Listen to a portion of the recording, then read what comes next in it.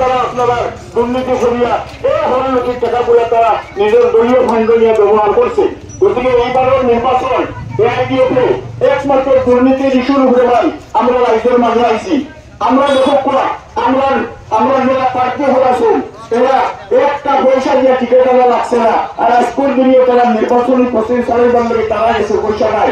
আমরা গরিব শিক্ষিত আর নিকাব মূর্তির প্রার্থী হয়ে আমরা সামনে রাখছি, কিন্তু কংগ্রেসের প্রার্থী হয়ে লক্ষ লক্ষ টাকা দিয়ে কিনে আনছেন আর লক্ষ লক্ষ টাকা খরচ করে তারা জিতিবা।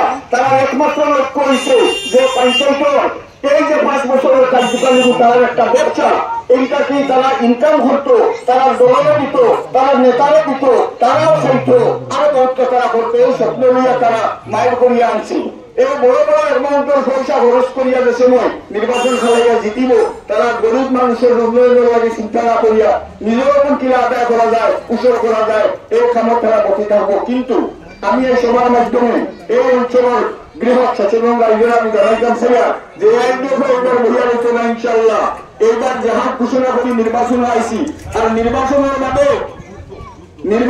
মাঝে 5 বছর এই যুদ্ধ জারি থাকবো। প্রত্যেক পঞ্চায়েত আমরা নৌজওয়ান শিক্ষিত সচেতন ব্যক্তি নিয়ে টাস্ক ফোর্স গঠন করবো আর যে দুর্নীতি কর্ম তার উপরে দিয়ে আমরা বুলডোজার চালাইব। আপনারা আমরা এই একটা আমি রাখছি, এই নির্বাচনে আমি আশা রাখছি আপনারা দুর্নীতির বিরুদ্ধে প্রবলভাবে বাড়িয়া আপনারা ভোট দেন, আপনারা সাব্যস্ত করবা আর আমরা প্রার্থী হয়ে জিতাই দিবা।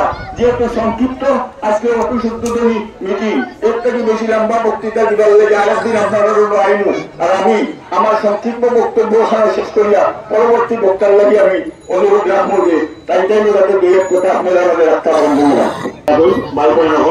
আকবর আলী সুন্দরভাবে খোলাখুলি খুলছে এমনি সামনে মহরিবর আজান নমাজের সময় আপনাদের সবাই মিলিয়া দোয়া করতা আল্লাহ আমরা দিতাইতো এই সাইরো দিকে যেটা বিজেপি আর কংগ্রেসের সুর ডাকাই তখন ঘুরাইলা এরা তাকে খিলা আপনার তোর ভোট বসাইতা আর আপনার তোর গাঁও এরা সবার ভোট বাটাইয়া বসাইয়া আর এআইডি হতে দিতা